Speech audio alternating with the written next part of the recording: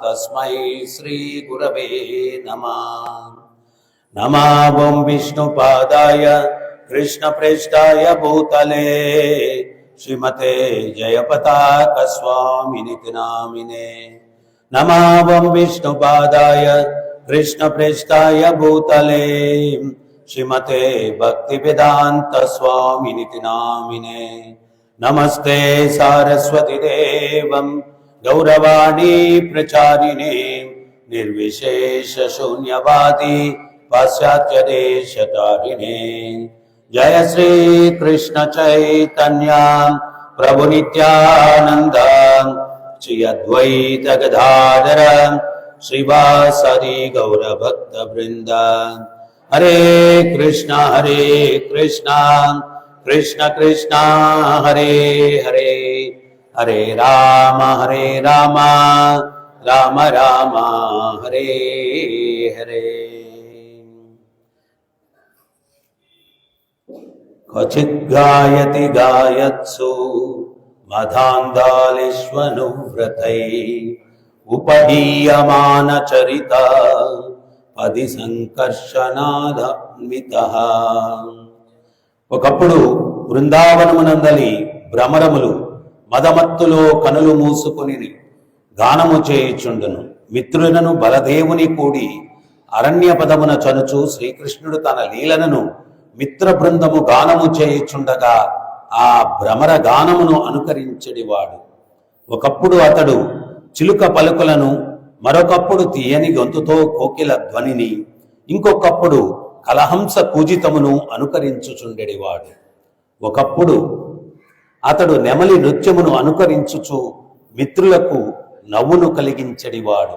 మరొకప్పుడు ఆ దేవదేవుడు ఆవుల మంద నుండి దూరముగా వెడలిన ఆవులను మేఘ గంభీర స్వరముతో అనురాగపూర్వకముగా పేర్లు పెట్టి పిలుచుచు గోపాలులకు ఆనందమును ఒసుగుచుండెను। మరి హరే కృష్ణ।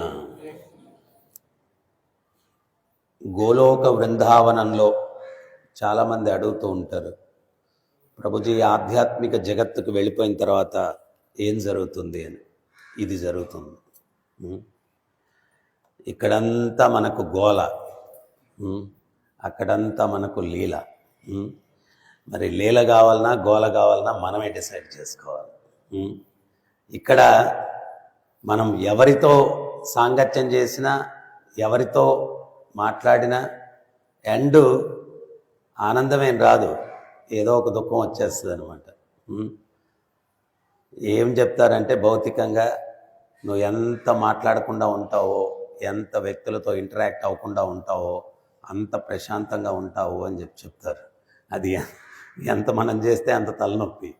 కానీ ఆధ్యాత్మిక జగత్తులో ఏంటి అంటే భగవంతుడు ఈ భక్తులకు ఆనందమును కలిగించుట కొరకు ఇక్కడ ఆయన ఏం చేస్తున్నారు, అక్కడ బృందావనంలో భ్రమరములు అంటే తేనెటీగలు అనమాట।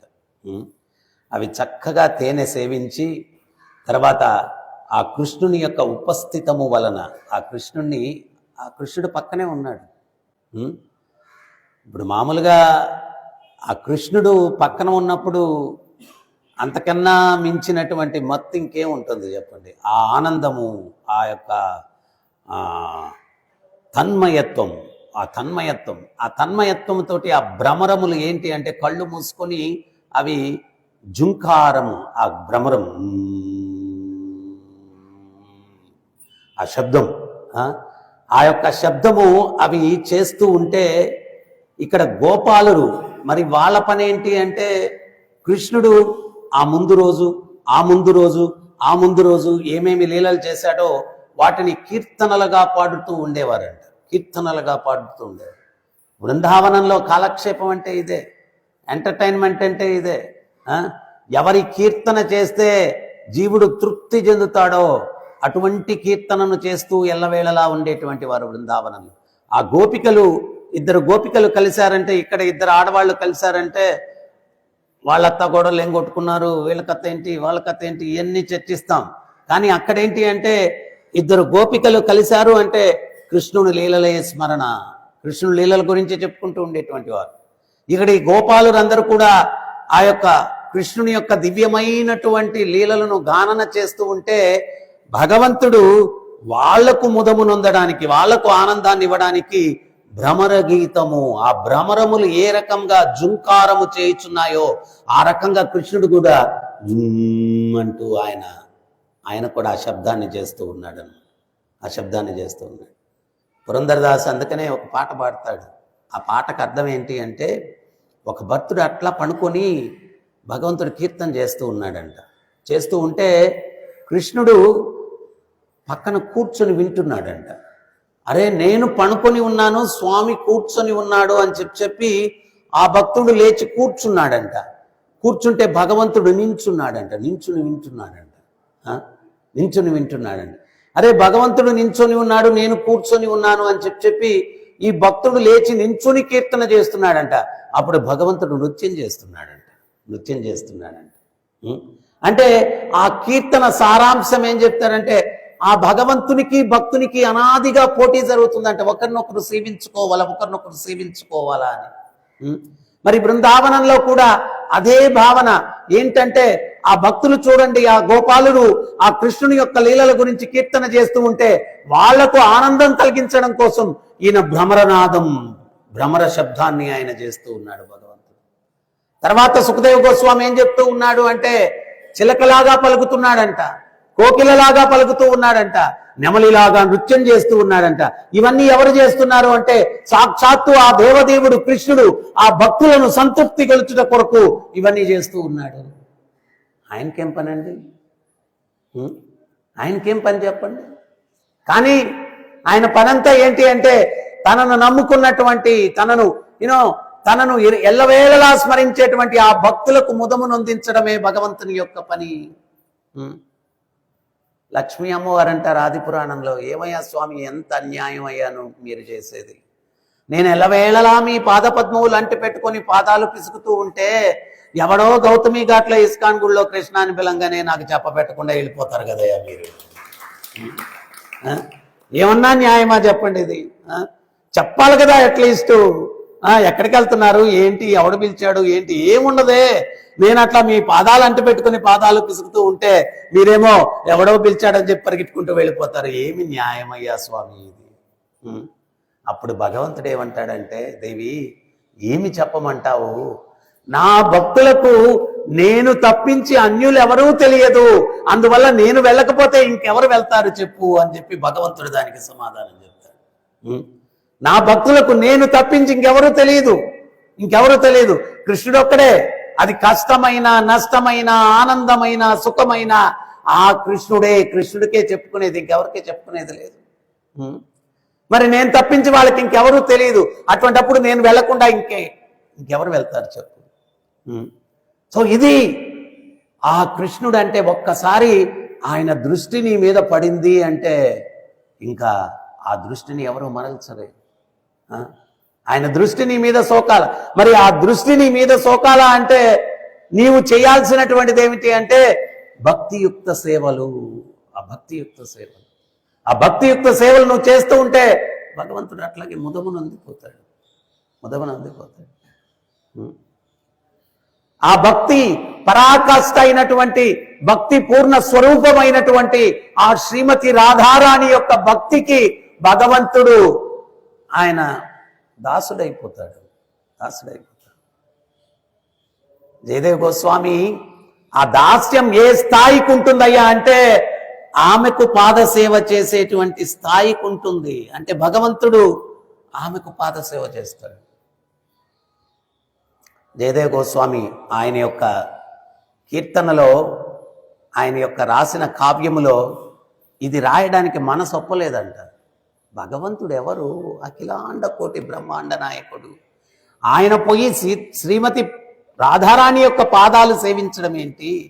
అబ్బే, ఇది ఉండదగిందో, నా చేతులు రావట్లేదు రాయటానికి అని ఆ కావ్యాన్ని ఆపేసి ఆయన కాలకృత్యాలు తీర్చుకునేదానికి వెళ్ళాడనమాట. సో భగవంతుడు స్వయంగా జయదేవ గోస్వామి రూపంలో వచ్చాడు ఇంటికి. భార్య అడిగింది, ఏంటండి ఇప్పుడే కదా వెళ్ళారు, అప్పుడే వచ్చేసారేంటి అని. లేదు ఒక చిన్న పని మీద వచ్చానన్నాడు.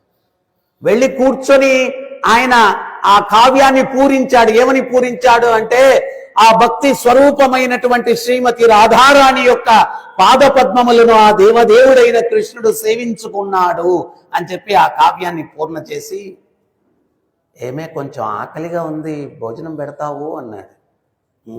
భోజనం పెడతావు? రండి సిద్ధంగా ఉంది అని కూర్చోబెట్టి భోజనం పెట్టింది. భోజనం తినేసి ఇప్పుడే వస్తానుండని చెప్పి వెళ్ళాడు. ఈయన నిజమైన జయదేవ గోస్వామి వచ్చాడు. వచ్చి ఏమే చాలా ఆకలిగా ఉంది అన్నాడు. అదేంటండి ఇప్పుడే తిని వెళ్ళారు కదా, ఇప్పుడే తినేసి వెళ్ళారు కదా. ఇప్పుడు నేను వచ్చి తినేసి వెళ్ళానా? ఏదో ఒక కార్యం ఉంది అని చెప్పి వచ్చి ఆ పుస్తకం దగ్గర కూర్చున్నారు కదా, నేను అక్కడ కూర్చున్నానా? ఇదేంటిది మాయగా ఉందే. పోయాడు.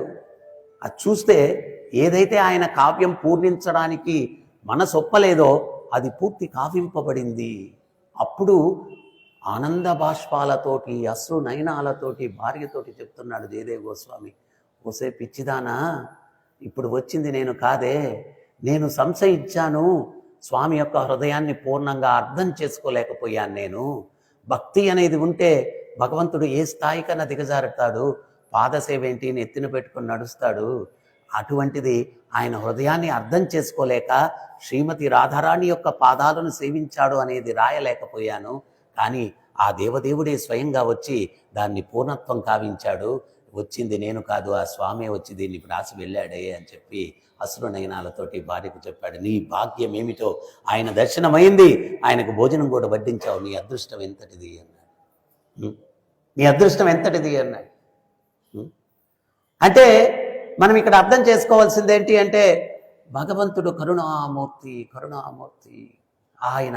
అందుకనే అన్నారు కరుణాసాగరుడు, కరుణాసాగర్. ఆయన కరుణకు అవధులు లేవు, ఆయన కరుణకు అవధులు లేవు. ఎటువంటి వ్యక్తి అయినా కానీ ఆ భక్తితోటి ఆ భగవంతునికి శరణాగతుడైతే ఆ వ్యక్తిని భగవంతుడు ఎక్కడో ఉంచుతాడు, ఎక్కడో ఉంచుతాడు. మనం గిరిగోవర్ధన పర్వతం, హనుమంతుడు వారధి కట్టడానికి ఆయన రాళ్ళు తీసుకొని పోతూ ఉన్నాడు, చూశాడు గిరిగోవర్ధన పర్వతం 80 యోజనాల ఎత్తు, 80 యోజనాల విస్తీర్ణం, చాలా పెద్దగా ఉన్నాడు. హనుమంతుడు అనుకున్నాడు, ఈ చిన్న చిన్న బండలు కొండలు ఎత్తుకొని పోయి ఉపయోగం ఏముంది, ఈ గిరిగోవర్ధనాన్ని తీసుకెళ్లిపోతే వారధికంతా సరిపోవచ్చు అని ఎత్తడానికి ప్రయత్నించాడు. ఎత్తడానికి ప్రయత్నిస్తే ఎత్తలేకుండా ఉన్నాడు. ఎత్తలేకుండా ఉండడానికి ఈయనకు శక్తి లేదని కాదు, ఆయన రావట్లేదు. ఆయన వచ్చింది దేనికి? ద్వాపర యుగంలో లీల చేయడానికి, త్రేతాయుగంలో లీల చేయడానికి కాదు గిరిగోవర్ధనుడు అక్కడికి వచ్చింది. పులస్యముని ఆయన ద్రోణాచల పర్వతం యొక్క కుమారుడు గిరిరాజు. ఆయన కాశీ నుంచి అక్కడికి వెళ్ళాడు. వెళ్ళి చూశాడు, అబ్బా అద్భుతంగా ఉంది ఈ పర్వతం, కాశీలో పర్వతాలు లేవు, అయ్యా నీ కుమారుణ్ణి నాకు ఇచ్చినట్లయితే తీసుకుని వెళ్ళి కాశీలో పెట్టుకుంటానన్నాడు. ఎవరన్నా పిల్లల్ని ఇవ్వడానికి సిద్ధపడతారా? విశ్వామిత్రుడు వెళ్ళి దశరథ మహారాజుని అడిగాడు, రామచంద్రుల వారిని పంపించవయ్యా అన్నాడు. ఏమన్నా అడగండి, అది ఒక్కటి అడగద్దు, కావాలంటే నేను వస్తాను మీతోటి. కానీ అప్పుడు ఏమైంది, రామచంద్రుల వారు వెళ్ళి కన్విన్స్ చేశారు, తండ్రి గారు నేను వెళ్తాను, నన్ను పంపించండి అన్న. అట్లాగే గిరిరాజు కూడా ఆయనకి తెలుసు ఎందువల్ల ఈయన అడుగుతున్నాడు, జరగబోయేది ఏంటి, అందుకని చెప్పి తండ్రి దగ్గరికి వెళ్ళి చెప్పాడు, పర్లేదు మీరేం కలత చెందొద్దు, నేను వెళ్తాను అన్నాడు. అయితే ఒక్క కండిషన్. ఏంటి ఆ కండిషను? నన్ను ఎక్కడన్నా మధ్యలో దింపారంటే అక్కడి నుంచి ఇంక మళ్ళీ నేను లేను. ఈయన ఆ పర్వతం తీసుకుని వస్తూ ఉన్నాడు. తీసుకుని ఆ బృందావనం, ఆ యొక్క యమున, ఇవన్నీ చూసిన తర్వాత ఈయనకు అర్థమైపోయింది, నేను కాశీకి కాదు వెళ్లాల్సింది, నా ప్రదేశం ఇక్కడ. భగవంతుడు ఆ గోపాలుని రూపంలో భవిష్యత్తులో రాబోతూ ఉన్నాడు. ఆయన లీలలు చేయబోయేటువంటి ప్రదేశం ఇది, నేను ఇక్కడ కొలువవ్వాలా. సో ఏం చేశాడు, ఆ యొక్క మునికి కడుపులో గడగట చేశాడు.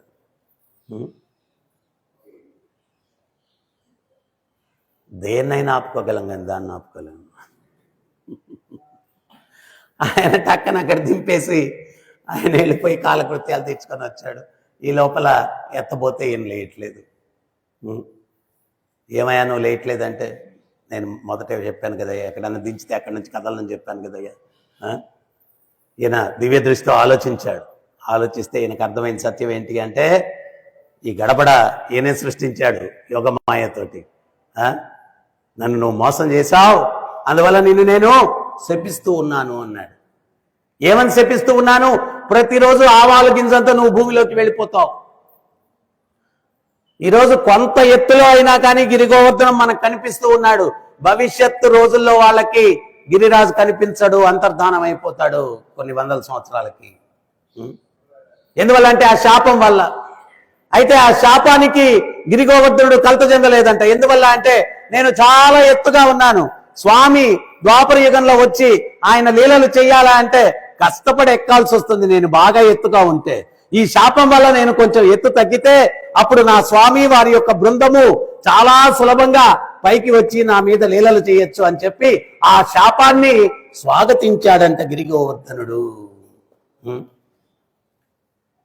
భక్తుల్లో ఇంకో లక్షణం కూడా ఏంటో తెలుసా? భగవంతుడికి సాధ్యం కానిది అంటూ ఏముండదు. ఆయనకి సాధ్యం కానిది ఏముంటుంది? కానీ ఆయన కావాలంటే పర్వతాన్ని చిన్నది చేయొచ్చు, పర్వతాన్ని పెద్దది చేయొచ్చు, తనను చిన్నవాడుగా చేసుకోవచ్చు, తనను పెద్దవాడుగా చేసుకోవచ్చు, ఏమైనా చేయొచ్చు. ఆయనకి కష్టమేం లేదు.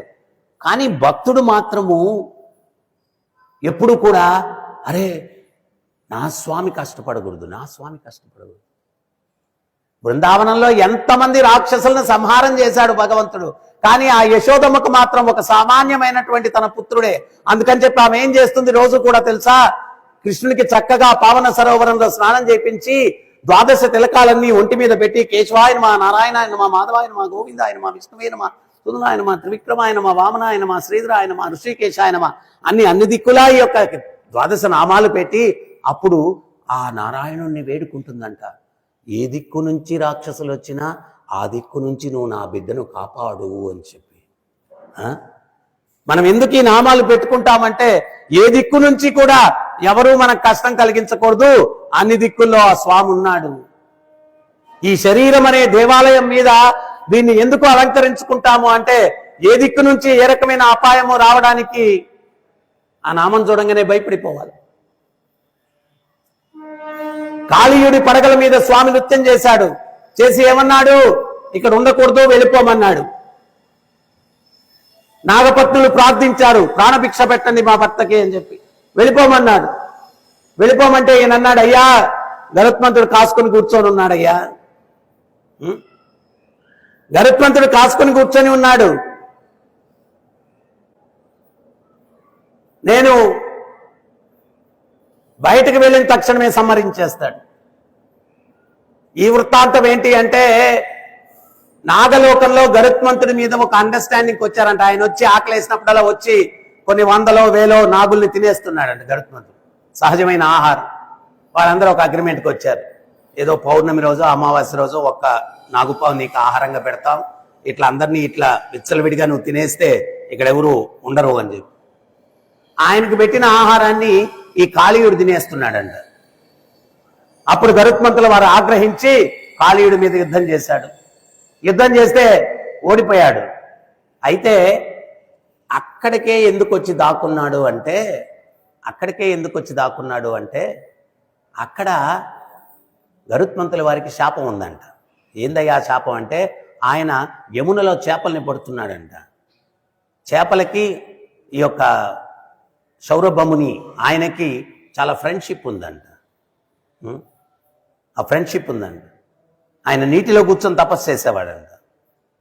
గోదావరి లోపలికి వెళ్ళి ఎంతమంది మీరు తపస్సు చేస్తారు చెప్పండి? ఒక్కరైనా లోపల కూర్చొని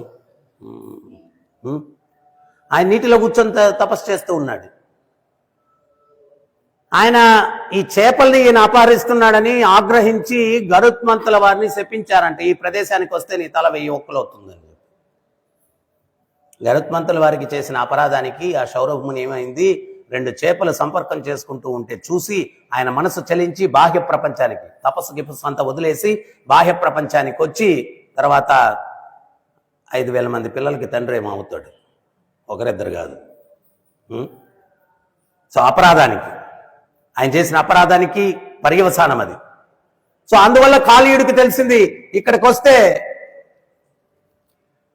గరుత్మంతుల వారు రాలేరు ఇక్కడికి, ఆయనకి శాపగ్రస్తుడు కాబట్టి నేను ఇక్కడ సురక్షితంగా ఉండొచ్చు, అందుకని చెప్పి నన్ను ఈ ప్రదేశం నుంచి వెళ్ళిపోమంటున్నారు. నా పరిస్థితి ఏంటన్నాడు, నా పరిస్థితి ఏంటన్నాడు.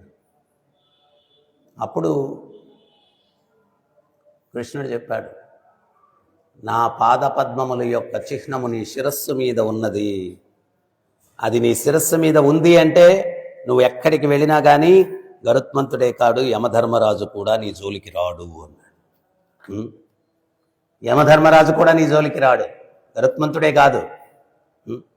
మనం కూడా ఈ తిలకాలు ఇవన్నీ కూడా ప్రజెంట్ సొసైటీలో కొంచెం నామూచి మనకు, కానీ దాని యొక్క వెనకాల అంత గొప్ప రక్ష ఉంది, అంత రక్ష ఉంది. ఇదేంటిది, భగవంతుని యొక్క పాదం కింద ఇదేంటిది, తులసి, తులసి అన్నమాట. అజామిల చరిత్రలో యమభటులు యమధర్మరాజు దగ్గరికి వెళ్ళి అడుగుతారు, అయ్యా ఈరోజు మేము విశేషమైంది ఒకటి ఎక్స్పీరియన్స్ చేశాం, ఎప్పుడూ మాకు ఇటువంటి అనుభూతి కలగలేదు. అతనేమో తీసుకుని రమ్మని మీరు చెప్పారు అజామిలుణ్ణి, మేము తీసుకురావడానికి ప్రయత్నం చేస్తే వాడు నారాయణ అన్నాడు. ఆ నారాయణ కూడా వాడి కుమారుడి పేరును ఉచ్చరించాడే కానీ ఆ నారాయణుణ్ణి ఉద్దేశించి ఉచ్చరించలేదు. కానీ తక్షణమే దేదీప్యమానముగా ఉన్నటువంటి దివ్యమైనటువంటి రూపముతోటి ఆ విష్ణుదూతలు అక్కడ ప్రత్యక్షమయ్యి మమ్మల్ని వారించారు. వారితో మేము చెప్పాము, అయ్యా మీ స్వామి యొక్క భక్తితో వాడు నారాయణ అనలేదు, వాడి కుమారుడి మీద మమకారంతో నారాయణ అన్నాడు. వాళ్ళు ఒక మాట చెప్పారు, పిల్లవాడు ఔషధం విలువ తెలిసి వేసుకున్నా తెలియక వేసుకున్నా దాని పని అది చేస్తుంది. పిల్లవాడికి ఔషధం దానికి తెలియదు. నేను బాగా చిన్నప్పుడు, ఇప్పుడు ఏమో అంత గమనించలేదు, కానీ ఆ చేదుగా ఉంటుందని వాడు తీసుకునేవాడు కదా పిల్లలు. అప్పుడు తేనెలో దాన్ని పొడిగొట్టి తేనెలో కలిపేసి ఆయన నోట్లో పూసేవాడు వాడికి. అప్పుడు వాడు తీసుకునేవాడు, లేకపోతే కానీ వాడికి తెలిసి తీసుకున్నా తెలియక తీసుకున్నా దాని పని అది చేస్తుంది. అదే రకంగా ఆ నారాయణ అన్నటువంటి ఆ కృష్ణ అన్నటువంటి శబ్దానికి అంత శక్తి ఉంది. మీకు అధికారం లేదు ఈ జీవుడి మీద, మీకు అధికారం లేదు జీవుడి మీద. ఇవన్నీ ఎందుకు చెప్తున్నానంటే భగవత్ నామమైనా కానీ భగవంతుని చిహ్నములైనా కానీ ఇవన్నీ కూడా ఏంటి అంటే మనకు శ్రీరామ రక్ష, మనకు రక్ష రక్ష. అది ఆ యశోదమ్మే ఇవన్నీ పెట్టేసి ఆయన ఏంటి మనం రక్షించేదేంటి, ఆయన మనం రక్షించేదేంటి? భయానికే భయము కలిగించువాడు భగవంతుడు. ఎవరయ్యా ఆయన? భయానికే భయము కలిగించువాడు. భయం అనే శబ్దం భయపడుతుందంట భగవంతుని నామాన్ని ఉచ్చరించిన తక్షణమే, అది ఆయన. అటువంటి ఆయనకి మనమేంటి రక్షణ కల్పించేది? కానీ వీళ్ళ భక్తి వల్ల, వీళ్ళ భక్తి వల్ల. గిరిరాజు అనుకుంటూ ఉన్నాడు, అరే ఈ శాపం వల్ల ఆయన తగ్గితే సులభముగా కొండెక్కచ్చు, సులభముగా ఇక్కడ లీలలు చేయొచ్చు, సులభముగా ఇక్కడ లీలలు చేయొచ్చు. ఆనందపడ్డాడంట. హనుమంతుల వారికి ఎత్తడానికి ప్రయత్నిస్తుంటే నేను రాను పోయాను, బలివాడు నన్ను ఎత్తుకుని వెళ్ళిపోతే కృష్ణలీల మిస్ అయిపోతాను నేను. ఎంతో ప్రయత్నం చేసి అలసిన హనుమంతుడు చివరిగా అన్నాడంట, ఈ పర్వతం ఎంత దౌర్భాగ్యమైన పర్వతము, ఆ శ్రీరామచంద్రుని పాదములు మోపే భాగ్యము ఈ పర్వతానికి లేదు అన్నాడంట. తక్షణమే గిరిగోవర్ధనుడు, అరే ఎప్పుడో ద్వాపరయుగంలో రాబోయేటువంటి అవకాశం ఇప్పుడు త్రేతాయుగంలోనే వస్తుందే, అడ్వాన్స్గా వచ్చేస్తుంది అనుగ్రహం నాకు. నేను వస్తా తీసుకెళ్ళండి, నేను వస్తాను తీసుకెళ్ళండి నన్ను అన్నాడంట. అంటే అప్పుడు మళ్ళా నేను వెళ్ళిపోతే ఇక్కడ మళ్ళా కృష్ణలీలకి ఇంకో కొత్త పర్వతాన్ని తయారు చేయాలి, మనం చేస్తాం కదా గిరిగోవర్ధన పర్వతం, అట్లాగా ఆర్టిఫిషియల్గా ఇంకో పర్వతాన్ని పెట్టాల్సి వస్తుందని చెప్పి అశరీరవాణిగా భగవంతుడే సమాధానం చెప్పాడంట. ఏ హనుమా, అక్కడ వారధి కట్టడం అయిపోయింది, ఇంకా రాళ్ళు రప్పలతో పని లేదు, ఈ పర్వతాన్ని తీసుకురావద్దు, వదిలేయండి. సో హనుమంతుడు వాడు ఆయన అనుకున్నారంట, నేను పిలిచినప్పుడు తీసుకెళ్లాలన్నప్పుడు రాలేదు, వస్తానన్నప్పుడు ఇట్లాంటి సందేశం వచ్చింది, ఏంటో ఇవన్నీ ఆ భగవంతుడికే తెలుసు అంటూ వెళ్ళిపోయాడంట. వెళ్ళిపోయి రామచంద్రుల వారి దగ్గరికి వెళ్ళి జరిగిన వృత్తాంతం చెప్పాడంట. అయ్యా, అక్కడ ఒక పెద్ద దివ్యమైనటువంటి, అద్భుతమైనటువంటి, సుందరమైనటువంటి ఒక పర్వతాన్ని చూశాను, పేరు గిరిగోవర్ధనం అంట. సో నేను తీసుకొస్తానంటే రాలేదు, ఆయన వస్తానంటే ఇటువంటి సందేశం వచ్చింది, నాకేం అర్థం కాలేదు స్వామి అన్నాడంట. అప్పుడు రామచంద్రుల వారు అంటున్నారంట, ఏ హనుమా, నేను పాదము మోపేదేమిటి, గిరిరాజు నా గొప్ప భక్తుడు, ద్వాపర యుగములో నేను పాదము మోపడం కాదు, నా శిరస్సు మీద తన భక్తికి మెచ్చి 7 రోజులు నా శిరస్సు మీద నేను ఉంచుకుంటాను, భక్తికి ఇచ్చే స్థానం ఇదయ్యా నేను అన్నాడంట రాముల వారు. హరే కృష్ణ హరే కృష్ణ కృష్ణ కృష్ణ హరే హరే హరే రామ హరే రామ రామ రామ హరే హరే. మామూలుగా సినిమాల్లో వీటిలో ఇంటర్వెల్ అని ఉంటుంది, మనకు స్లీప్ బ్రేక్ అని పెట్టుకోవాలి అప్పుడప్పుడు. హరే కృష్ణ, నిద్రను బ్రేక్ చేయాలంటే హరే కృష్ణ హరే కృష్ణ కృష్ణ కృష్ణ హరే హరే హరే రామ హరే రామ రామ రామ హరే హరే. భగవంతుడి శబ్దానికి భూతాలు, ప్రేతాలు ఇవన్నీ కూడా ఫట్ ఫట్ అని ఎగిరిపోతాయంట. క్లాస్ టైంలో నిజమైన భూతం ఏంటి అంటే నిద్రాదేవి. ఆమెను పారద్రోలాలా అంటే మనం ఏం చేయాలా?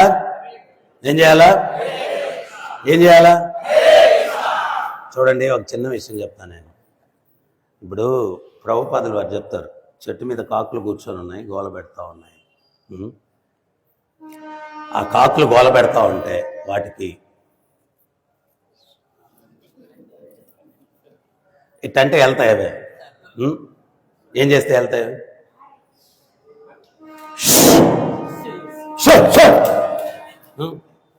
అది కూడా మనం బలహీనంగా ఏదో వారం రోజులు ప్రసాదం తిన్నట్టు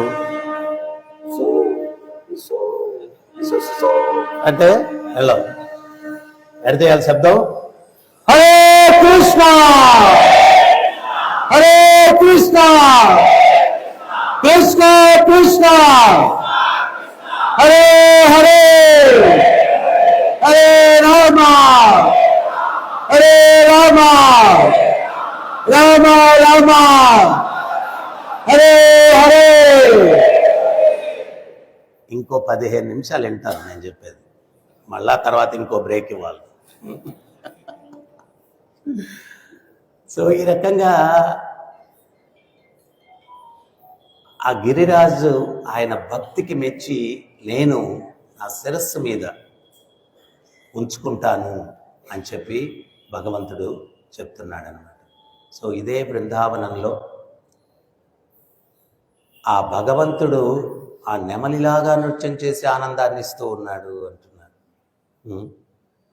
ఒకసారి కృష్ణుడు నెమలిలాగా నృత్యం చేస్తే ఆ నెమలి ప్రసన్నమైపోయి భగవంతుడితో అనిందంట, నాకు ఇవ్వడానికి ఏముంది స్వామి, ఎంత అద్భుతంగా మీరు నృత్యం చేశారు, నా నెమలి పింఛాన్నే మీకు బహుమతిగా ఇస్తున్నాను అన్నదంట నెమలి ఆయన చేసిన నృత్యానికి.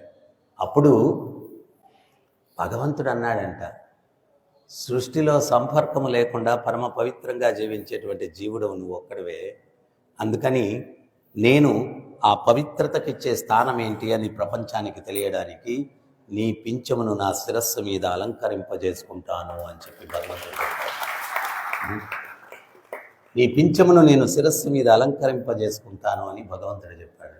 సో ఆ రకంగా ఆ భగవంతుడు ఏంటి అంటే ఆ భక్తి అనేటువంటిది ఉంటే బృందావనంలో ఆ బ్రజవాసులందరికీ కూడా వాళ్ళ ఆనందమే భగవంతుడికి, ఇంకా వేరే ఏం లేదనమాట, ఆనందమే భగవంతుడు. అయితే దురదృష్టవశాత్తు భగవత్ సేవలో, భగవంతుని యొక్క నామంలో, భగవంతుని యొక్క లీలల్లో ఉన్నటువంటి మాధుర్యం జీవులకు తెలియక వాళ్ళు ఎక్కడో కింద వెతుకుతూ ఉన్నారు. ఎక్కడ ఆనందం ఉందో తెలియదు. ఆనందం జీవుడికి ఎక్కడ ఉంది అంటే పరతత్వంలో ఉంది, పరతత్వంలో ఉంది. ఒక రాణిగారు ఒకరోజు కొలంలో స్నానం చేస్తూ ఉన్నారంట. స్నానం చేస్తూ ఉంటే ఆమె నగలన్నీ కూడా తీసి కొలను పక్కన పెట్టుకునింది అనమాట. ఒక వజ్రాల హారం, చాలా విలువైనటువంటిది, ఒక కాకి దాన్ని ఎత్తుకొని ఎగిరి వెళ్ళిపోయింది. ఈ చెలికత్తెలు వీళ్ళందరూ కూడా ఎక్కడికి వెళ్ళిపోయిందా అని చెప్పి దాన్ని వెతుక్కుంటూ ఎంత ప్రయత్నించినా దొరకలేదు. ఆమె అంతఃపురానికి తిరిగి వచ్చి ప్రాణం పోయిన ఆమెలాగా విలపిస్తూ ఉందంట. అప్పుడు రాజుగారు వచ్చారు. ఏంటి నీ దుఃఖానికి కారణం అన్నారు. నా విలువైన వజ్రాల హారం పోయింది, ఇట్లా కాకెత్తుకుని పోయింది నేను కొలంలో స్నానం చేస్తున్నప్పుడు. అప్పుడు రాజు మంత్రులను పిలిచి చెప్పాడంట, ఎట్టి పరిస్థితుల్లో దాని విలువ 10,000 వరహాలే, కానీ ఎవడన్నా తీసుకొని వస్తే ఈయన అన్నాడంట దానికి సమానమైంది చేసిస్తాను. లేదు నాకదే కావాలని. అప్పుడు రాజు చెప్పాడంటే దండోరా వేయండి, దాని విలువ 10,000 వరహాలే, నేను 1,00,000 వరహాలు ఇస్తాను ఎవడన్నా తీసుకుని వస్తే. ఒకడు అనుకున్నాడు భలే మంచి చౌక బేరము, ఏదో కష్టపడి దాన్ని గాన వెతికి పట్టుకొని తెచ్చి ఇచ్చేస్తే రాజుగారికి 1,00,000 వరహాలంట, కాలు మీద కాలుగా తల మీద కాలు వేసుకొని బతికేయచ్చు ఇంకా మిగిలిన జీవితం అంతా అని చెప్పి ఆ కొలం దగ్గరికి పోయి వాడు పరిశీలనతో వెతుకుతుంటే వాడికి ఆ కొలంలో కనిపించింది. సడన్ గా పట్టుకోపోతే చేతికి దొరకట్లేదు. ఆడు ప్రయత్నం చేస్తున్నాడు, దాన్ని పట్టుకోపోతూ చేతికి అందట్లేదు, దొరకట్లేదు. ఒక సాధువు అట్లా పోతూ ఉన్నాడు. ఆ సాధువు దగ్గరికి వెళ్ళి, అయ్యా నా దగ్గర ఒక మంచి డీల్ ఒకటి ఉంది, చాలా డబ్బులు వస్తాయి, అయితే దాన్ని పట్టుకునే దానికి నువ్వు సహాయం చేయాలా. అయితే ఒక విషయం, కనుక్కున్నది నేను కాబట్టి నీకు 20%, నాకు 80% అన్నాడు. ఈ సాధువు అన్నాడు, ఈ శాతాలు ఏంట్రా బాబు, శాతవాహనుడా, శాతాలు గీతాలు ఏంటి వద్దు, నాకు అసలు విషయం చెప్పాడు. చూడు ఏం మాట్లాడికి, ఇంకా 30-70 అన్నాడు. ఒరే అసలు విషయం చెప్పరాను, నీదేదో తిరకాసు ఉన్నట్టుందయా, ఏం వద్దంటున్నావు అంటే మొత్తానికి మోసం చేస్తావేమో, నేను కనుక్కున్నాను కాబట్టి 40-60 అన్నాడు.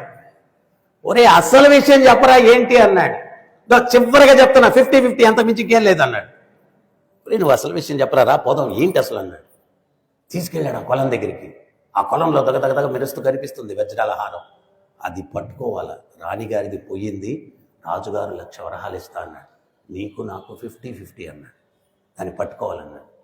అప్పుడు ఈ సాధువు నవ్వుతూ, ఒరే పిచ్చోడా తలకాయ పైకెత్తరా అన్నాడు. తలకాయ పైకెత్తితే ఆ కొలను పక్కన ఉన్నటువంటి చెట్టు కొమ్మకి అది వేలాడుతూ ఉంది, దాని నీడ నీళ్ళలో కనిపిస్తూ ఉంది. ఆ నీడను పట్టుకునేదానికి వీడు ప్రయత్నం చేస్తున్నాడు అన్నమాట. ఆ నీడను పట్టుకునేదానికి ప్రయత్నం చేస్తున్నాడు. మనం కూడా ఏంటి అంటే ఇప్పుడు వర్ణించినటువంటి ఆ కృష్ణుడి యొక్క లీలలు ఆధ్యాత్మిక జగత్తులో పరతత్వముగా విరాజమానమై అక్కడున్నాయి. కానీ దాని యొక్క నీడ అయినటువంటి ఈ మాయా జగత్తులో మనం వెతుకుతూ ఉన్నాం ఆనందం కోసం. అరే పిచ్చి వాళ్ళలారా, ఇక్కడ లేదు, పైకెత్తి చూడండి, ఆ పరతత్వాన్ని చూడండి, ఆయన నిజమైన సత్యం, ఆయనతో చేసేటువంటిదే నిత్యమైనటువంటి లీలలు. ఇది మనం అర్థం చేసుకున్న రోజు జన్మధన్యమవుతుంది. ఈ ఛాయా ప్రపంచం, ఈ మాయా ప్రపంచం, ఇక్కడ వెతుకుతూ ఉన్నాం ఆనందం కోసం, కానీ ఇక్కడ లేదు. ఇక్కడ చూడండి, దేవదేవుడే ఆ గోపికలను గోపాలులను సంతృప్తి పరచడం కోసం ఆయన లీలలు చేస్తున్నాడు. ఆయన చిలకలాగా అరుస్తున్నాడంట, కోకిలాగా అరుస్తున్నాడంట. అన్నాడు అంటే ఎంత అద్భుతమైనటువంటి విషయం అది, ఎంత అద్భుతమైనటువంటి విషయం. అందుకనే ఆచార్యులు వర్ణించారు, ప్రతిదీ మధురం, భగవంతుడు మధురం. ఆయన వేణుగానం మధురం, ఆయన రూపం మధురం, ఆయన నయనం మధురం, ప్రతిదీ మధురమే. అటువంటి మధురాధిపతి అయినటువంటి ఆ భగవంతుని యొక్క నిత్య సాంగత్యంలో మనం కొలువవడం, అది మోక్షం అంటే. ఒకసారి ఒక వ్యక్తి అడిగాడు, గురుగారు ఏదో మోక్షం అంటే ఎక్కడికో వెళ్ళిపోయి కాంతిలో కలిసిపోతామంట, అక్కడ ఏం ఉండదంట, మొత్తం కాంతి అనంట. అటువంటిప్పుడు ఇక్కడే కొంచెం బెటర్ కదా, ఏదో ఒకటి ఉంది, అక్కడికి వెళ్ళిపోయి కష్టపడి తపస్సు చేసి అంతా చేసి అక్కడికి వెళ్ళిపోయి ఏమీ లేని దానికి అంత కష్టపడి దేని గురువు గారు అన్నాడు. అంటే నేను చెప్పాను, అది మాయవాదులకు ఆ రకంగా, భక్తులకు ఆ రకంగా కాదు. భక్తులకు ఏంటి అంటే ఇట్లా ఉంటుంది ఆధ్యాత్మిక జగత్తు, ఇట్లా ఉంటుంది ఆధ్యాత్మిక జగత్తు. ఆ దేవదేవుడే మన కోసం ఆయన సమయాన్ని వెచ్చిస్తూ ఉంటాడు, లీలలు చేస్తూ ఉంటాడు. ఎంతో అద్భుతంగా ఉంటుంది, అద్భుతంగా ఉంటుంది. సో ఇవన్నీ అర్థం చేసుకోవాలంటే మొట్టమొదట మనం ఏంటి అంటే భగవంతుడు చెప్పినట్టుగా గీతలో ఒక ప్రామాణికమైనటువంటి ఆధ్యాత్మిక గురువుకి శరణాగతి పొందాలా. ప్రభుపాదుల వారు ఆ భగవంతుణ్ణి చూసినటువంటి, భగవతత్వాన్ని చూసినటువంటి కళ్ళవి, భగవతత్వాన్ని విన్నటువంటి చెవులు ఆయనవి, భగవతత్వాన్ని మాట్లాడినటువంటి జిహ్వా ఆయనది ప్రభుపాదుల వారు. సో ప్రభుపాదుల వారి తత్వంలో ఎక్కడ సందేహంగా చెప్పలేదు ఏది కూడా. అయితే అయి ఉండొచ్చేమో, ఇట్లేమో అట్లేమో లేదు, అక్కడ ఉన్నది. ఈరోజు ఎంత గట్టిగా మనం మాట్లాడగలుగుతున్నామంటే ఇక్కడి నుంచి వచ్చిన శక్తి కాదు, అక్కడి నుంచి వచ్చిన శక్తి. ఎందువల్లంటే ఆయన చెప్పిన తత్వంలో బలం ఉంది, బలం ఉంది. ఆయన ఏం డౌట్ లేదు. ఆధ్యాత్మిక జగత్తులో కృష్ణుడు ఉంటే ఉంటాడేమో అనలేదు ఆయన. కృష్ణుడు ఉన్నాడు, ఉంటే ఉంటాడేంటి పిచ్చోడా, ఉంటే ఉంటాడేంటి, ఉన్నాడు. ఎవరో ఒక ఆయన, నేను ఒకసారి ఎప్పుడో 20 సంవత్సరాల కిందట కార్లో ఏదో ప్రోగ్రామ్ తీసుకెళ్తూ లైఫ్ మెంబరు ఎవరో ఒక స్వామీజీ క్యాసెట్ వేశారు. దాన్ని క్యాసెట్ వేస్తే ఆ క్యాసెట్లో ఆ గురువుగారు మాట్లాడుతూ చెప్తున్నారనమాట, పార్థసారథి చిత్రపటానికి కృష్ణుడు కిరీటము పెట్టుకున్నట్టుగా, ఆభరణాలు ధరించినట్టుగా ఇట్లాగంతా చిత్రాన్ని గీస్తారు. అది సత్యం కాదు. గోపాలుడు ఉంటే ఒకటి, నెమలి పించం ఉంటే ఉండొచ్చేమో, ఆయనకి అంత స్తోమత ఎక్కడుంది అవన్నీ ధరించడానికి. కురుక్షేత్ర సంగ్రామంలో భగవంతుడు బృందావనం నుంచి రాలేదు, ద్వారక నుంచి వచ్చాడు. ద్వారకాధీశుడుగా వచ్చాడు, చక్రవర్తిగా వచ్చాడు. అదేంటది, ఆభరణాలు ఉంటే ఉండొచ్చు, ఉండకపోతే ఉండకపోవచ్చు అని అనేది ఏంటి? గురువు ఎప్పుడు కూడా అట్లా. గురువు ఎవరయ్యా అంటే ఆ తత్వదర్శన అన్నాడు భగవంతుడు. ఏమన్నాడు భగవంతుడు స్వయంగా? తత్వదర్శన, తత్వాన్ని దర్శించిన వాడు. దర్శించిన వానికి సందేహం ఏంటి? మీరు ఎవరైనా కృష్ణుని చూస్తే ఎస్ కృష్ణుడు ఇస్తున్నాడు అంటారు. దర్శించకపోతే ఏమో ఇట్టుండొచ్చేమో, ఆయన చెప్పాడు, నేను కూడా ప్రయత్నం చేస్తున్నాను, పూర్వానికి పండరీపురంలో తొలి ఏకాదశికి కొన్ని లక్షల మంది వస్తారు, 20 లక్షల మంది 30 లక్షల మంది వస్తారు దర్శనానికి. ఒక భక్తుడు బాగా వృద్ధుడంట, 90 సంవత్సరాలు ఉన్నాయంట, ఆయన కూడా వచ్చాడంట. ఈ ప్రెస్ వాళ్ళు అందరూ కూడా వచ్చి, ఏమయ్యా ఇంత వయసులో ఇంత కష్టపడి, వాళ్ళు ఏంటి కొన్ని 100 కిలోమీటర్లు నడుచుకుంటూ భగవత్ కీర్తనలు చేసుకుంటూ తులసిని నెత్తి మీద పెట్టుకొని మోసుకుంటూ వాళ్ళు వస్తారనమాట. అక్కడ భక్తి చూడొచ్చు మనం ఈ రోజుకి కూడా. దారంతా కీర్తనలే, ఆ తులసి నెత్తిన పట్టుకొని వాళ్ళు వస్తూ ఉంటారు. ఆయన ప్రెస్ వాళ్ళు ఆ ముసలాయన్ని అడిగారంట, ఎన్ని సంవత్సరాల నుంచి వస్తున్నావు అన్నాడు. నేను చిన్నప్పటి నుంచి తెలిసినప్పటి నుంచి ప్రతి సంవత్సరం వస్తున్నాను. ప్రతి సంవత్సరం వస్తున్నావన్నా. మరి కృష్ణుని చూసావా అన్నాడు. కృష్ణుని చూసావా అన్నాడు. అప్పుడు ఆయన ఒక ఉదాహరణ చెప్పాడంట, చూడలేదు, చూస్తాననే నమ్మకంతో వస్తున్నాను అన్నాడు. 90 వచ్చేసే ఇంకా చూస్తానన్న నమ్మకం ఏంటయా అన్నాడు. అప్పుడు అన్నాడంట, మీరు ఎక్కడి నుంచి అన్నాడు. పూణే నుంచి వచ్చాం మేము అన్నాడు. పూణేలో కుక్కలు ఉన్నాయా అన్నాడు. బ్రహ్మాండంగా ఉన్నాయన్నాడంట. ఇప్పుడు ఒక వీధిలో కుక్క అరిస్తే ఇంకో వీధిలో కుక్కకి ఏం జరుగుతుందో తెలియదు. తర్వాత కుక్క చూడలేదు, ఇది అరిచేసరికి అది అరిచింది, అది అరిచేసరికి అది అరిచింది. అవునా అన్నాడు. కరెక్ట్గా చెప్పారు, అవునన్నాడు. మా గురువులు చూశారు, వాళ్ళు అరిచారు కీర్తనల రూపంలో, ఆయనే నిజమైన ఆచార్యుడు. సో ఆయన యొక్క తత్వాన్ని మనం అనుసరిస్తే ఖచ్చితంగా కృష్ణుని మనం కూడా చూడగలం, కృష్ణుని మనం కూడా చేరుకోగలం. అందుకనే భగవంతుడు గీతలో చెప్పాడు, తద్విధి ప్రణిపాతేన పరిప్రశ్నేన సేవయాం ఉపదేక్షింతితే జ్ఞానం జ్ఞానిన తత్వదర్శన. తత్వాన్ని దర్శించిన వాడు గురువు. ప్రభుపాదుల వారి పుస్తకాలు చూడండి, ప్రతి పేజీలో కృష్ణుడు కనిపిస్తాడు మనకు, ప్రతి పేజీలో కృష్ణుడు కనిపిస్తాడు. ఆ చదువుతూ ఉంటే కళ్ళ కట్టినట్టుగా ఉంటుంది ప్రభుపాదుల వారి యొక్క వర్ణన. ఎందువల్ల అంటే ప్రభుపాదుల వారు ఆయన ఊహించుకుని రాసినటువంటిది కాదు, చూస్తూ రాసినటువంటిది భాగవతం ప్రభుపాదుల వారు. చూస్తూ రాసినటువంటిది. ఆయన చూస్తున్నారు కృష్ణలీల, అది చూస్తూ రాశారు భాగవతాన్ని ప్రభుపాదులు. ఆయన ఎట్లా రచించారు? డిక్టాఫోన్ లో శ్లోకం చెప్పి ట్రాన్స్లేషన్. ఎందుకంటే రాయాలంటే మ్యానుస్క్రిప్ట్ చేయాలంటే టైం లేదు పాపం ఆయన. ఒక డిక్టాఫోన్ ఒకటి, అంటే దాంట్లో మాట్లాడింది రికార్డ్ అయిపోతుంటుంది. శ్లోకం చదవడం, దానికి ట్రాన్స్లేషన్ చదవడం, దానికి భాష్యం చదవడం. ఒక్కోసారి ప్రభుపాదుల వారు భాష్యం చెప్పకుండానే ఆ సీడీలు పంపించేసేవాళ్ళు, ఆ క్యాసెట్లు పంపించేసేవాళ్ళు. అప్పుడు శిష్యులు అడిగేవాళ్ళు, ప్రభుపాద్ వీటికి ఇంకా మీరు భాష్యం చెప్పలేదు, ఎందుకని చెప్పలేదు? ప్రభుపాదుల వారు చెప్పేవారు, నేను సందేశం కోసం వేచి ఉన్నాను అని చెప్పారు. అంటే కృష్ణుడు ఆయనకి సందేశం ఇస్తే ఆయన మాట్లాడితే వచ్చినటువంటిది ఇదంతా కూడా ఆయన సొంతానికి ఊహించుకొని రాయలేదు. కృష్ణుడి యొక్క సందేశం కోసం నేను వేచి ఉన్నాను. సందేశం వస్తే అది చూస్తూ ఆయన రాసినటువంటి తత్వం ఇదన్నమాట. సో అందువల్ల మనం ఏంటి అంటే, భగవంతుడు నన్ను నువ్వు పొందాలా అంటే మార్గం ఏంటి అని భగవద్గీతలో చెప్పాడనమాట. మార్గం ఏంటి అంటే, తత్విధి ప్రణిపాతేన పరిప్రశ్నేన సేవయాం ఉపదేక్షింతితే జ్ఞానం జ్ఞానిన తత్వదర్శన.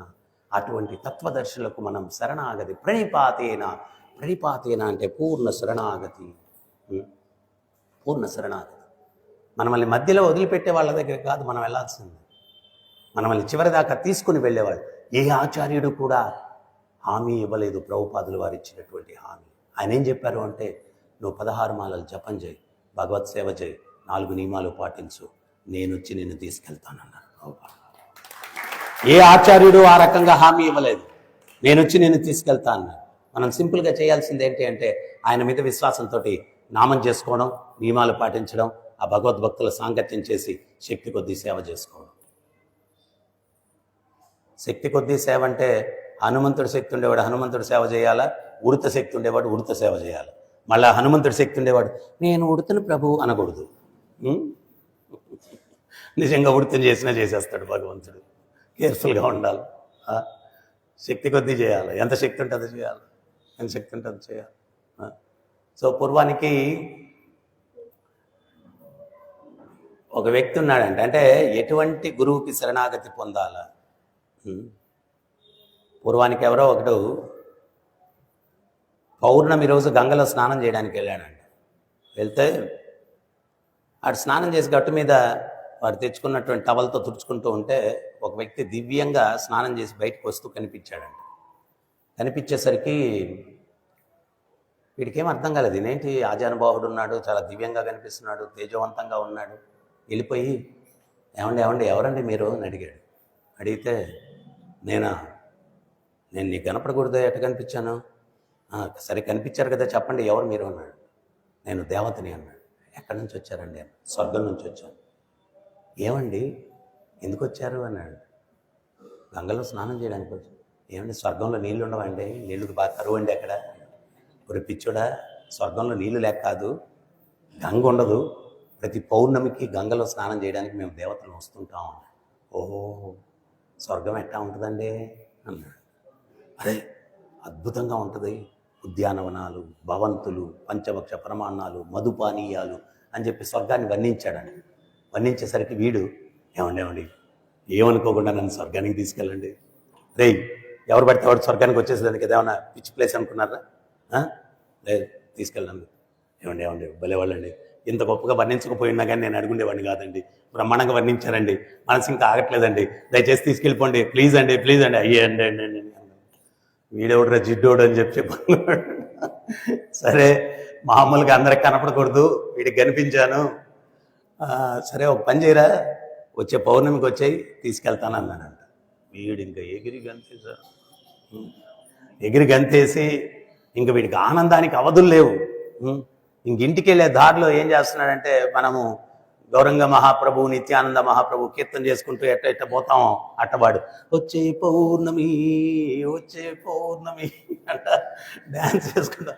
దారిలో అందరూ ఈరోజు పౌర్ణమి, వచ్చే పౌర్ణమి విశేషం ఏంటి అని చెప్పి అందరూ కూడా.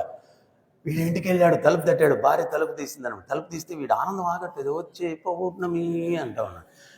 అంటే భార్య ఏంటండి వచ్చే పౌర్ణమి అన్నాడు. అదే ఏం లేదు, ఆ దేవత చెప్పాడు, ఎవరికి చెప్పకూడదు అన్నాడు, చాలా రహస్యం ఇది, ఎవరికి చెప్పకూడదు అన్నాడు.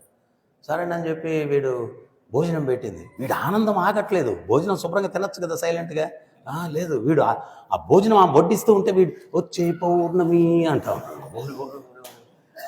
ఇది ఆమె ఏం చేసిందంటే కంచం పక్కకు లాగేసింది. వచ్చే పౌర్ణమి రహస్యం ఏంటో చెప్పకపోతే భోజనం పెట్టాడు. ఇంకా హోమ్ డిపార్ట్మెంట్కి ఎక్కడ ఎవరిని మేడం చేయాలో తెలుసు అనమాట. వాడు వచ్చే పౌర్ణమి దాకా బతకాలి కదా నేను అని చెప్పి ఏమే ఎవరితో చెప్పద్దు, నేను అక్కడ గంగ దగ్గర ఒక దేవతను చూశాను, వచ్చే పౌర్ణమికి వచ్చేయమన్నాడు, నేను వెళ్ళిపోతాను. నన్ను వదిలిపెట్టి వెళ్ళిపోతావా? అర్ధాంగి అంటే అర్థం ఇదేనా? ఇంత అన్యాయమా? ఏమే ఆడు ఎటువంటి వాహనం తెస్తాడో తెలియదు నాకు, నువ్వు కూడా వచ్చేసి ఎక్కడో అక్కడ దాక్కొని ఉండు, నేను ఎక్కగానే నువ్వు కూడా ఎక్కేసి, అంతేగాని ఇంక నన్ను వదిలేవే అన్నాడు. అయితే ఎవరితో చెప్పద్దే అన్నాడు. సరేలేండి ఇక్కడ చెప్పారు. సరే, పెద్దోళ్ళు ఏం చెప్తారంటే రాజకోటలో రహస్యం భార్యకి చెప్తే ఈదులో ఏలడైపోద్దట.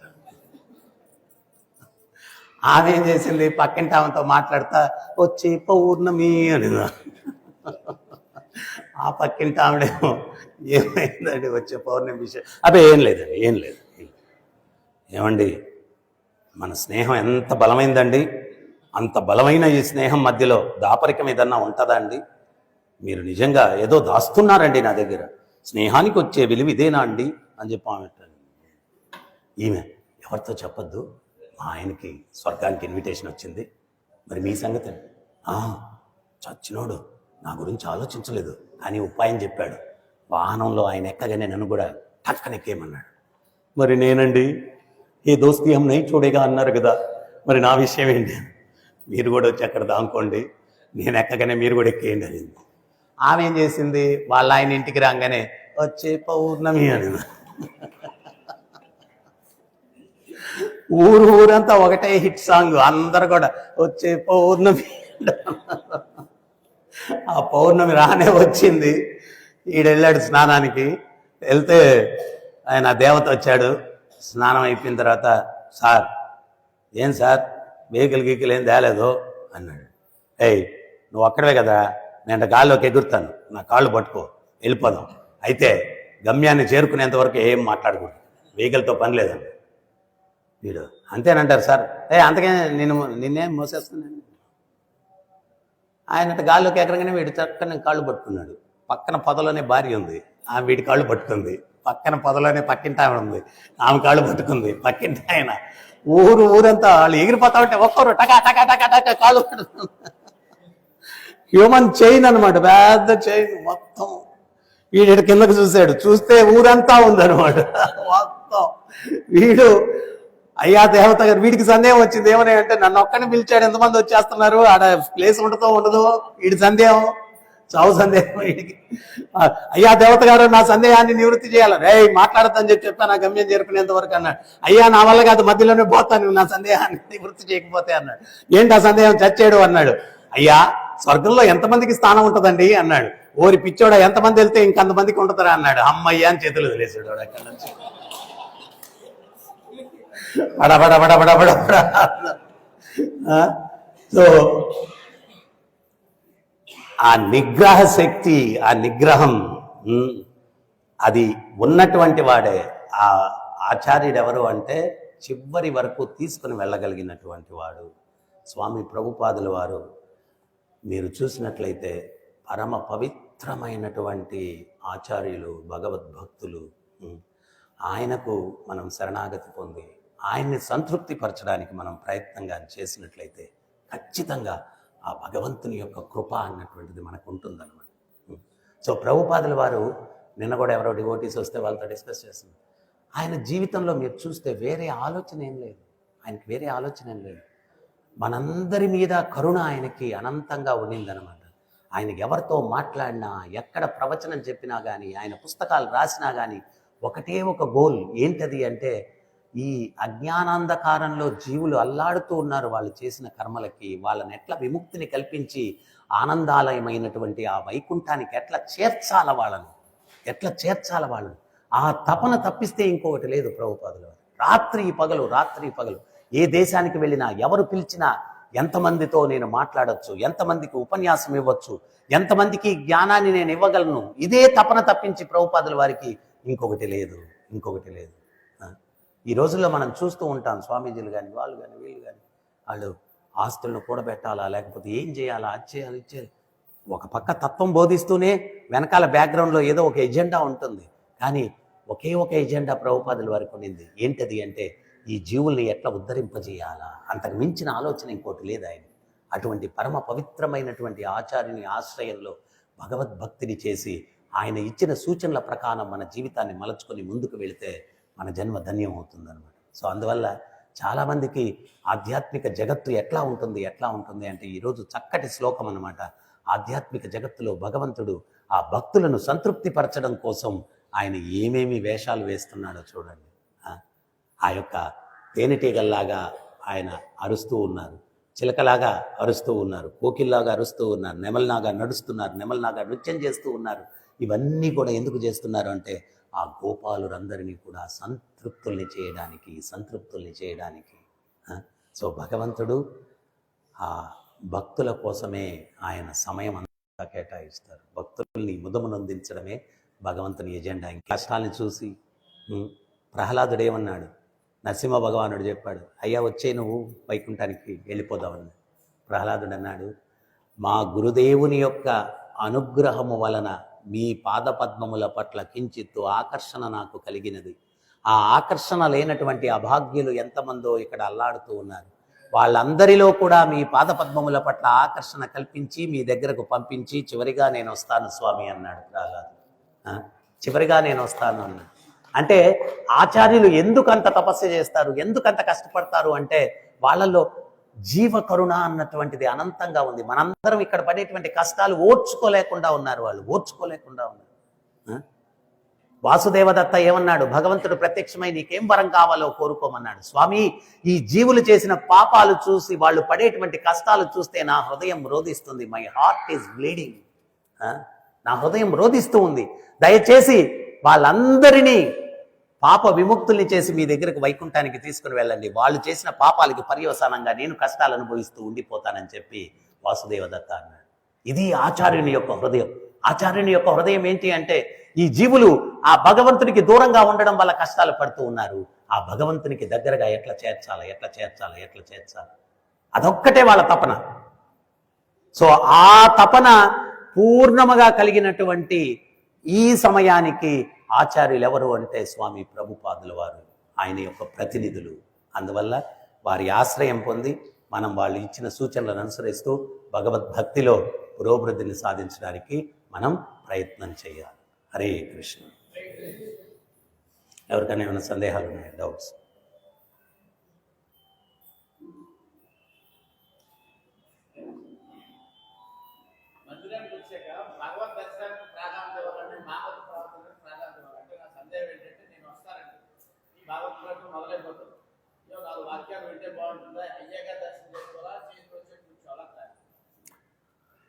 ప్రవచనం ఒకవేళ జరుగుతూ ఉంటే డైరెక్ట్గా ప్రవచనానికి కూర్చోవాలి. ఎందువల్ల అంటే ఆ ప్రవచనానికి కూర్చొని దర్శనానికి వెళ్తే ఆ ప్రవచనం ద్వారా స్వామిని ఎట్లా చూడాలా అనేటువంటి దృష్టి మనకు వస్తుంది అనమాట. అందుకోసం సో అది ఇంపార్టెంట్, శ్రవణం. అందుకనే నవవిధ భక్తిలో మొట్టమొదటిది ఏంటి? శ్రవణం. నువ్వు ఎంత చక్కగా వింటావో భగవతత్వాన్ని అంత చక్కగా మిగిలినటువంటి అంశాలన్నీ కూడా, నవవిధ భక్తిలో ఉన్నటువంటి అంశాలన్నీ కూడా నీకు వంటబడతాయి. ఆ శ్రవణాన్ని బట్టి ఉంటుంది. చాలామంది ఏంటి అంటే శ్రవణానికి ప్రాముఖ్యతనివ్వరు. ఒకసారి ప్రభుపాదుల వారిని కూడా సందేహిస్తూ ఉంటారు కొంతమంది, ఆయన శుద్ధభక్తుడో కాదో, అందుకని చెప్పి వినడానికి కూడా ఏదో కొంచెం అంటే కొన్ని రోజులు బాగానే ఉంటుంది భక్తిలో. తర్వాత మనం ఏదేదో ఎవరి దగ్గర నుంచో ఏదేదో వినేసి మనం నువ్వు చూసావా అంటే ఏం లేదు, ఏదో విన్నాం. దానివల్ల మనకేంటి అంటే భక్తిలో రకరకాలైనటువంటి సంశయాలు ఇవన్నీ వస్తాయి. దానివల్ల ఏంటి అంటే మనం భక్తుల్ని కూడా ఒక రకమైన దృష్టితో చూస్తూ ఉంటాం. సో ప్రభుపాదుల వారిని కూడా అటు చూస్తున్నారు కొంతమంది.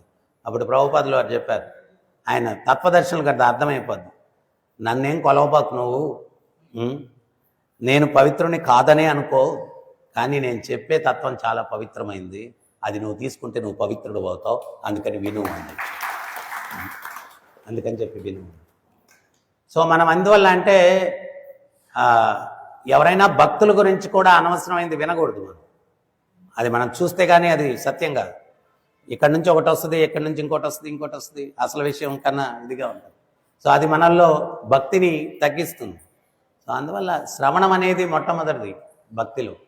సో మనం ఎప్పుడైతే బాగా వింటామో, సో భగవంతుడా ప్రవచనం అంటే మొదటి ప్రవచనం, తర్వాత భగవంతుడు.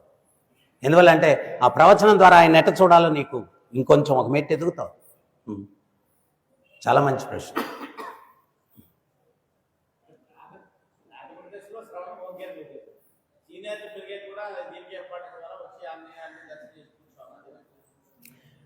సీనియారిటీ అనేది ఏం లేదండి. సిన్సియారిటీ చాలా ఇంపార్టెంట్. ప్రభుపాదుల వారు ఏదో ఒక ఉపన్యాసంలో చెప్తారు, ఎవరో కొందరు మేము సీనియర్ అని చెప్పి అనుకుంటూ ఉంటే అప్పుడు ప్రభుపాదుల వారు చెప్తారు, ఈ చెట్టు కూడా నేను గుడి కట్టినప్పటి నుంచి ఉంది, మనము ఉన్నాము, అది ఎక్కడ కదలలేదు అక్కడే ఉంది, మనం కూడా ఎక్కడ కదలలేదు అక్కడే ఉన్నాము భక్తిలో. సో అది ఇంపార్టెంట్ కాదు. ఒకటేంటి అంటే నేను సీనియర్ అనుకోకూడదు, జూనియర్ సీనియర్ని తక్కువ అని అనుకోకూడదు. ఈ రెండు ఉండాలి. సీనియర్ని గౌరవించేటువంటి బాధ్యత జూనియర్కి ఉంది, అది చేయాల్సిందే. సీనియర్ మాత్రం నేను గొప్పని అనుకోకూడదు, నేను ఎప్పుడు జూనియర్ అని సీనియర్ అనుకోవాలి. సో అప్పుడు తన భక్తి ప్రొటెక్టివ్గా ఉంటుంది. నేను ఒకటే చెప్పాను కదా, రామానుజుల వారు తిరుమల కొండ ఎక్కుతూ ఉన్నారు. శైలపూర్ణ అని చెప్పి రామానుజుల వారికి 5 మంది గురువుల్లో ఒకరు గురువు ఆయన రామానుజుల వారిని రిసీవ్ చేసుకునేదానికి ఎదురుగా వచ్చారు. వస్తే రామానుజుల వారు అన్నారు, స్వామి మీరు వచ్చారేంటయ్యా, ఎవరన్నా కొత్త నూతన భక్తుణ్ణి, నియోఫైట్ భక్తుణ్ణి పంపించుంటే నన్ను స్వాగతించడానికి సరిపోయిండేది కదా, మీరు వచ్చారేంటి అన్నాడు.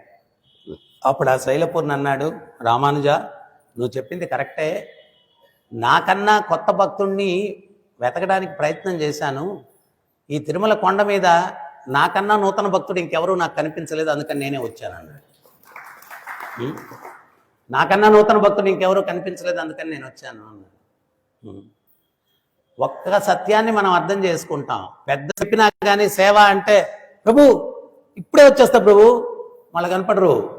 సో కానీ ఆయన ఆ మొదట్లో వాళ్ళందరూ వచ్చి ఆ తినేస్తే ఆ పళ్ళాలు మళ్ళీ అక్కడ ఇస్తరాకులు ఈ కాన్సెప్ట్ కూడా లేదు మొదట్లో. ఈ పళ్ళాల్లో వాళ్ళు ఏంటి అంటే ఎంత వాళ్ళకి సంస్కృతి తెలియని వ్యక్తులు అంటే ఈ చూయింగ్ గమ్ నవ్వుతూ ఉండేవాళ్ళంట. నవిలేసేటప్పుడు అట్ట నవ్వులతోనే ప్రవచనం వినేవాళ్ళు, నవ్వులతోనే కీర్తన చేసేవాళ్ళు. ఆ తర్వాత తినేటప్పుడు కూడా ఆ చూయింగ్ గమ్ తీసేసి ఆ ప్లేట్లో పెట్టేసి ఆమె తినేసి ఆమె వెళ్ళిపోయేవాళ్ళంట. అది ఆ ప్లేట్కి అంటుకునేదంట. ప్రభుపాదుల వారు దాన్ని పీకి ఆమె దాన్ని శుభ్రం చేసి, ఎందువల్లంటే డబ్బులు లేవు మళ్ళీ ఆ ప్లేట్ పడేసి కొత్త ప్లేట్ తీసుకుందామంటే, అటువంటి ఆర్థిక పరిస్థితులు. ఆయనే ఆ ఎంగిలి పళ్ళాలన్నీ కడిగి ఇవన్నీ ఒక్క వ్యక్తి శుద్ధ భక్తుడు వయస్సు లేదు ఆయన చేశాడంటే ఇంకా మనం ఏంటి చెప్పండి. ఒక ప్యూర్ డివోటీ పవిత్ర భక్తుడు మహాప్రభు ప్రెడిక్ట్ చేశారు, ఈయనే నా సేనాధ్యక్షుడు, భవిష్యత్తులో వస్తారు, ఈ సంకీర్తన ఉద్యమాన్ని ప్రపంచవ్యాప్తంగా విస్తరింపజేస్తాడు అని చైతన్య మహాప్రభు భవిష్యవాణి చెప్పినటువంటి ఆ సేనాధ్యక్షుడు శ్రీల ప్రభుపాదుల వారు, భగవంతుడు పంపించిన వ్యక్తి శ్రీల ప్రభుపాదుల వారు. మరి అంత పవిత్రమైన భక్తుడు ఆయన ఇవన్నీ చేసినప్పుడు మనం ఎందుకు చేయకూడదు, ఏం చేయకూడదు? సో అందుకని ఇది పెద్దది ఇది చిన్నది ఏం లేదు. ఈ ప్రాంగణంలో అన్నీ సమానమే, ఏం చేసినా సమానమే. పొయ్యి మరుగుదొడ్డి శుభ్రం చేసినా కానీ సమానమే, ఏం ప్రాబ్లం లేదు. మేము మొదట్లో ఇస్కాన్లో చేరినప్పుడు 2 సంవత్సరాలు గడిగాను నేను టాయిలెట్స్, 2 years. అది కూడా మాకు ఎంత స్ట్రిక్ట్గా ఉండేదంటే అప్పుడప్పుడు ప్రెసిడెంట్ వచ్చేవాడు, వచ్చి చూస్తే అది కానీ తెల్లగా లేకపోతే టాయిలెట్ నీ బుర్రలో మలం ఉంది అందుకని సరిగ్గా శుభ్రం చేయలేదనేవాడు. అంత సీరియస్గా ఉండేది. ఇప్పుడు అట్లా మాట్లాడితే నేను పోతున్నా ప్రభా ఇంకొండను నేను, అయిపోయింది అమ్మా అంటారు. మేము అటువంటి ఎవరినన్నా అంటుంటే మేము వినేసి జాగ్రత్త పడేవాళ్ళం, మేము అనిపించుకునే వాళ్ళం కాదు. ఎందువల్ల అంటే ఎప్పుడైనా ఉన్నతుల యొక్క ఆశీర్వచనమే ఉండాలి, కానీ మన వల్ల వాళ్ళు కష్టపడితే అది మనకు శాపం అవుతుంది. అందువల్ల వాళ్ళకి కష్టం కలిగించకూడదు. అందువల్ల వాళ్ళు చెప్పేదానికన్నా ముందే మేము చేసుకుంటూ వెళ్ళిపోయేవాళ్ళం. మాకు ఉదయంతో గుడి కట్టాలా, డబ్బులు కావాలా, ప్రవచనం అయిపోయిన తర్వాత వెళ్ళిపోవాలా, గుడికి మళ్ళీ సాయంత్రం 8 గంటలకే రావాలి, తిరిగి మధ్యలో రాకూడదు. మేము అప్పుడు ఎల్లో బుక్ అని టెలిఫోన్ నంబర్లు ఇవన్నీ ఉండేవి, వాటిల్లోంచి ఫోన్లు చేసి అపాయింట్మెంట్, అప్పుడు సెల్ ఫోన్లు కూడా లేవు. సిటీలో స్కూటర్ మీద బస్సుల్లో 150 కిలోమీటర్లు 200 కిలోమీటర్లు తిరిగి అథారిటీ 8 గంటలకు రమ్మంటే మేము 10 గంటలకు వచ్చేవాళ్ళం. అక్కడ చలికి ఆ ప్రసాదాలు ప్లేట్లలో పెట్టేసి షోకేస్ లాగా ఒకటి ఉండేది, దాంట్లో పెట్టేసేవాళ్ళు అనమాట. చల్లగా ఎండిపోయి ఉండేది ప్రసాదం. అప్పుడు వచ్చి మళ్ళీ ప్రసాదం తీసుకొని స్నానం చేసి, మాకు మళ్ళీ ఆ టైంలో ఒక్కొక్కరు ఒక్కొక్క ప్లేస్ క్లీన్ చేయాలి. ఒకరు ప్రసాదం హాల్ క్లీన్ చేయాలి, ఒకరు కిచెన్ క్లీన్ చేయాలా, ఒకరు ప్రెసిడెంట్ రూమ్ క్లీన్ చేయాలా. ఇవన్నీ క్లీనింగ్లు చేసి మళ్ళీ బట్టలు ఉతికేది ఆరేసుకొని మళ్ళీ అప్పుడు ఏదో ఒక అరగంట పుస్తకం చదువుకొని ఆమెను పడుకునేవాళ్ళు. మళ్ళీ ఉదయంతో లేచేసి వెళ్ళిపోవాలి. అప్పుడు ఆ చలికి లేకుండా ఉంటే ఫస్ట్ వార్నింగ్ బెల్ ఒకటి ఉండేది, రెండోసారి వచ్చి బకెట్తో నీళ్ళు పోసేవాళ్ళు. ఇప్పుడు అటు పోస్తే నేను ఉన్నా.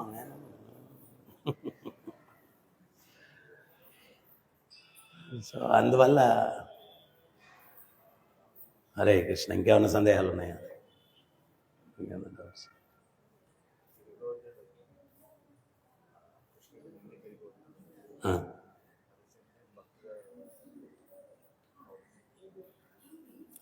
గిరిగోవర్ధనం భగవంతుడు నేనే గిరిగోవర్ధనం అని చెప్పి అంటారు, మరి భక్తుడు కూడా అని చెప్పి అంటా ఉన్నారు. దాన్ని ఎట్లా అర్థం చేసుకోవాలి? మంచి ప్రశ్న.